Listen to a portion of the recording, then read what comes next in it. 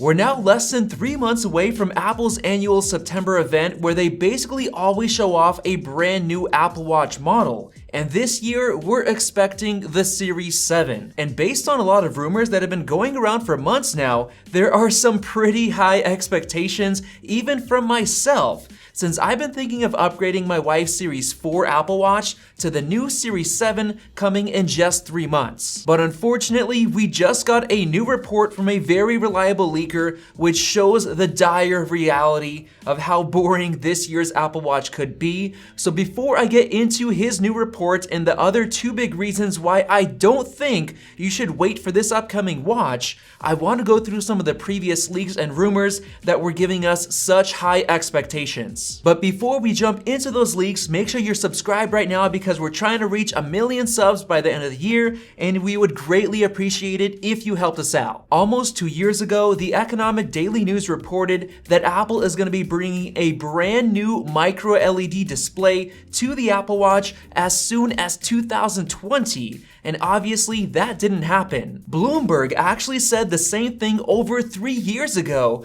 but now that we're in the landscape of chip supply shortages with mini LED chip production for the iPad Pro struggling to keep up, it doesn't seem like micro LED is going to be ready for the Apple Watch this year. Now of course micro LED has been Apple's end goal for the Apple Watch because it's supposed to make it thinner and lighter than before, but as you'll see in the brand new report that we just got, it doesn't seem like it's coming. Over a year ago, The Verified claimed that the Series 7 launching in 2021 would feature a Touch ID sensor that would be used to authenticate purchases and everything else. And that might actually happen because we've been seeing a lot of rumors of the iPhone 13 finally getting an under-display Touch ID sensor, so it would match up perfectly. And what's really interesting is that a few months ago, a new patent granted to Apple showed a Touch ID sensor built into the side button, which actually looks very similar to the new Touch ID power button on the iPad Air 4. So that might make a lot of sense for Apple to do. And apparently, they're working on an under-display camera, which would actually be really cool. But here is by far the most exciting report that we got in terms of the Apple Watch Series 7. Ming-Chi Kuo, a fairly reliable leaker, said that we should expect a brand new form factor for this year's watch. And if we take a look at where Apple has been going with the recent design changes, it's pretty obvious that Apple's going to try to give it a more flat design, like in this very nice looking render. And making it even better, Kuo mentioned that Apple would be coming out with new innovative health management functions with the new Series 7.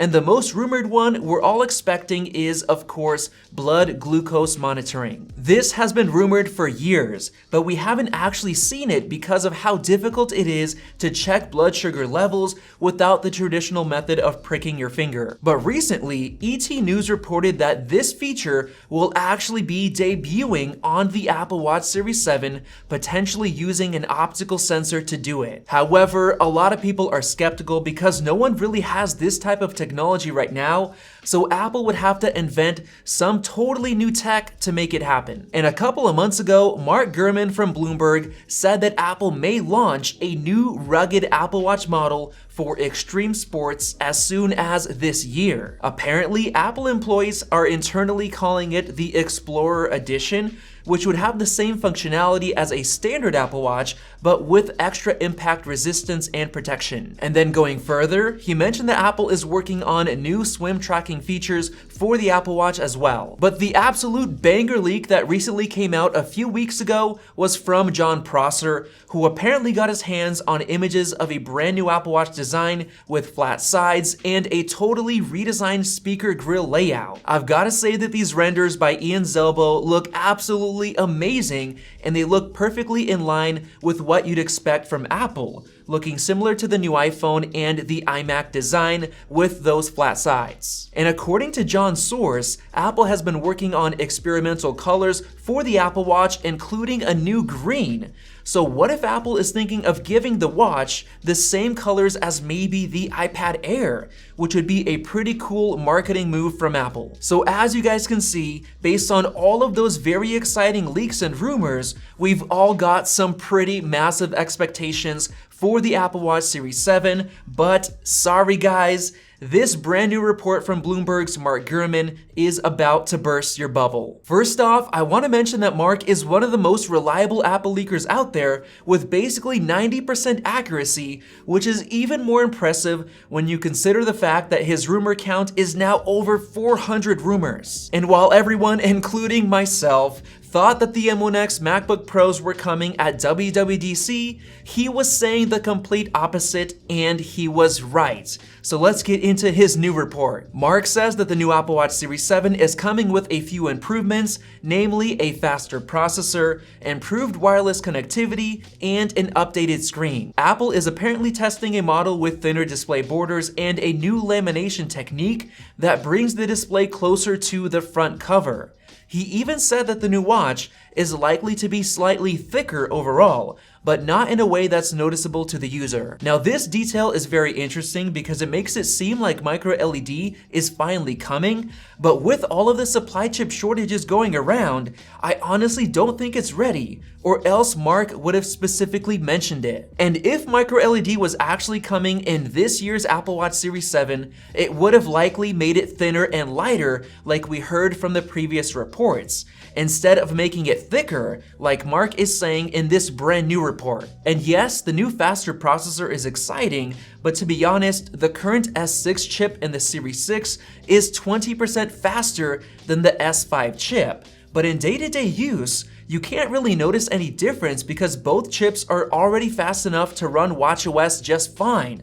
So I don't even think we really need a much faster chip. And as far as wireless connectivity improvements, Apple could potentially bring 5G to the Apple Watch, but if you think about it, 4G is already draining battery life very quickly, and as we all know, 5G is a huge battery hog, and in reality, you don't really need super fast 5G speeds on an Apple Watch. So maybe Apple's just gonna be upgrading the Bluetooth spec to the new 5.2 version, which is gonna make it more future-proof for the next few years of iPhones. But here is where Mark's new report gets very depressing. Apparently, Apple had previously aimed to put a body temperature sensor in this year's model, but it's likely getting delayed until next year. And on top of that, the long-awaited blood sugar sensor is unlikely to be ready for a commercial launch for several more years. And making it even worse, Mark says that the new rugged Extreme Sports Edition won't arrive until next year at the earliest. So all of those exciting features are getting delayed. So I guess in reality, the best hope for the Apple Watch Series 7 is the new redesign that Jon Prosser showed off a few weeks ago. But if Apple was planning the redesign for this year's watch, then Mark Gurman would have likely mentioned it, since he's usually the first to mention Apple product redesigns. And on top of that, even Jon Prosser himself thinks that the redesign he showed off could be delayed until next year. Just listen to this clip from his video. In fact, everything goes by code names behind the scenes, so this source wasn't even able to confidently say that this was Apple Watch Series 7. For all we know, this could also be Series 8. So yeah, Jon is saying that there's a chance that the redesign is not coming until the Series 8, which would actually make sense and match up to Mark Gurman's new report, which is basically making the Series 7 look quite boring, missing out on the features that people actually wanted, and that's why I don't think it's worth waiting for it. And my other reason for not waiting is because the current Apple Watch Series 6 is on sale right now on Amazon, being a full $70 off for both the 40mm size and the 44mm size